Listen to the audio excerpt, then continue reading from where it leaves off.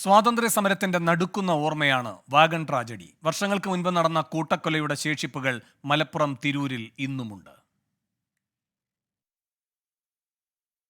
1921 November 19 Malabar സമരത്തെ തുടർന്ന് പിടിയിലായവരെ കോയമ്പത്തൂരിലെ ജയിലിലെത്തിക്കാൻ Tirur railway സ്റ്റേഷനിലെത്തിച്ചു.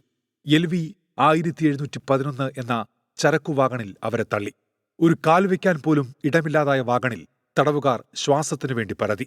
കോയമ്പത്തൂരിനടുത്തുള്ള Podanur railway സ്റ്റേഷനിൽ ട്രെയിൻ എത്തിയപ്പോഴേക്കും 56 പേർ പിടഞ്ഞു മരിച്ചു. പിന്നീട് 14 പേർക്ക് കൂടി ജീവൻ നഷ്ടമായി. വാഗണിന്റെ ഇരുമ്പാണി ഊരിപ്പോയ ദ്വാരത്തിലൂടെ ശ്വാസമെടുക്കാനായവർ മാത്രമാണ് ബാക്കിയായത്.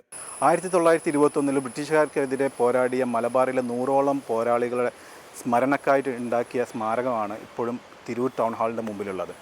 അന്ന് 100ഓളം പോരാളികളെ ഗുഡ്സ് വാഗണിൽ ഇട്ടിട്ട് കോയമ്പത്തൂർ ജയിലിലോട്ട് കൊണ്ടുപോകുന്ന സമയത്താണ് ഈ ട്രാജഡി നടക്കുന്നത്. ശരിക്കും ഇതൊരു ട്രാജഡി എന്ന് പറയാൻ പറ്റില്ല, ഇതൊരു കൂട്ടക്കൊലയാണ്. ബ്രിട്ടീഷുകാർക്കെതിരെ പോരാടിയ മലബാറിലെ പോരാളികൾ നടത്തിയതിന് പ്രതീതമായിട്ട് അവർ തിരിച്ചു തന്ന ഒരു കൂട്ടക്കൊലയായിട്ട് ഇത് നമുക്കിപ്പോഴും ഓർക്കാൻ കഴിയുന്നത്.